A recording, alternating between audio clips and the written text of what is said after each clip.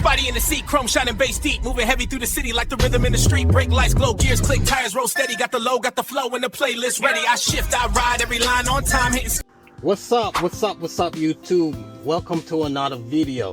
Today I'll be going over my air brake checks, and I'll do the first 4 tests all the way up to spring brake pop out. Alright, it's gonna be quick. Again, thank you guys for viewing. If you see anything that gives a little bit of concern, feel free to comment. I'm looking for comments, I'm looking for ideas, I'm looking for ways I can better myself, right? And at the same time, I hope that this video can help somebody that's going through the same process. I'm in currently week 4 of my 8-week CDL licensing process. First 2 weeks was classroom, and then the last 2 weeks was at the truck yard, right, where you learn skills, road driving, etc., etc. I'm on a weekend class, you know, like I mentioned in the previous video. I'm on a weekend class, and yeah, I just do Saturday and Sundays, 10 hours a day, Saturday, Sundays. So this is my 4th weekend. Okay, all right, so let's go ahead without any more delay. All right, so I will be performing my air brake test. For these tests, I'll be using my primary air gauge. For these tests, I also need a full tank of air. To get a full tank of air, I need to perform a safe start. So my truck's in neutral, both my brakes are engaged, and then I'll go ahead and press the clutch and I'll start the truck. I don't have the keys for the truck right now, so all of this will be a simulation. All right, so you complete your safe start. My first test will be, I will be testing my governor cutoff and gauge for proper operation. My governor should cut off between 120 and 140 psi. So some signs that we're looking for to know when the governor cuts off is it's a distinct sneezing sound. Some trucks are loud, some trucks are quiet, so you have to pay attention, you have to listen. And at the same time doing this test, you got to pay attention to that primary air gauge, because you need to read out the psi that you hear this noise, where this governor cut off, right? I'm gonna simulate. My governor has cut off at 130 psi. This was a good check.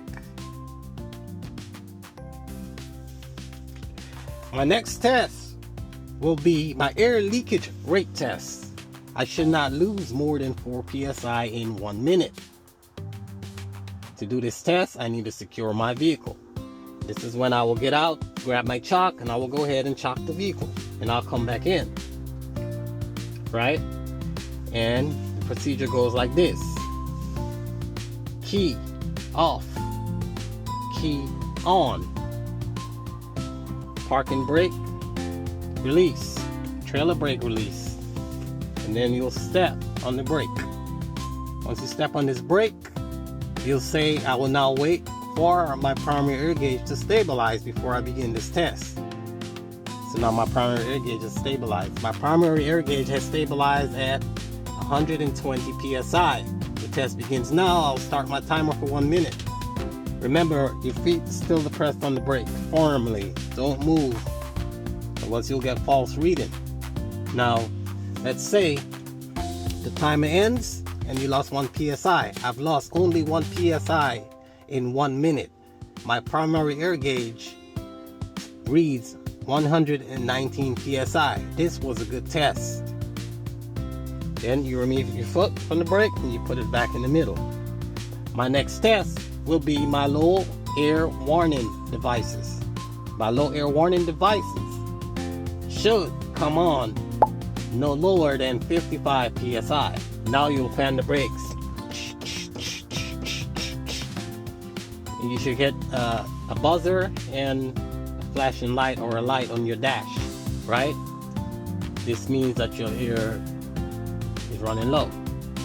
Now let's say it came on at 60 psi. And then you say, my low air warning devices came on at 60 psi. This was a good test. Next, will be your spring brake pop-out test.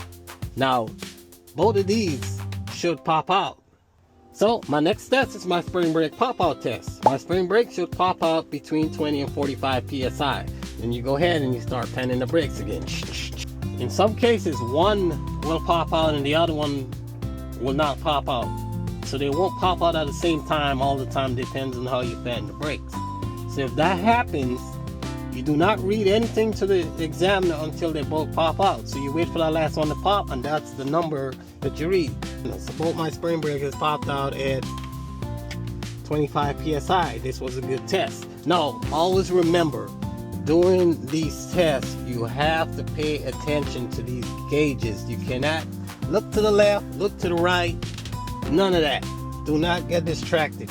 You need to pay attention to these gauges or else they'll fail you. And it makes sense, because how can you read a correct PSI if you're not looking at the gauge? Alright? Alright. And that's it. Now, let me know if I mess it up. Let me know if I did something wrong or whatnot. I am looking for input. I'm looking for strategies to remember, and it seems pretty simple, but I'm pretty sure it's easy to mess up and fail. Alright, well, I hope I helped somebody today, and I'm looking forward for help from any one of you guys out there watching. Thank you for watching. See you on the next video. Spotty in the seat, chrome shining bass deep, moving heavy through the city like the rhythm in the street. Brake lights glow, gears click, tires roll steady. Got the low, got the flow, and the playlist ready. I shift, I ride, every line on time, hitting.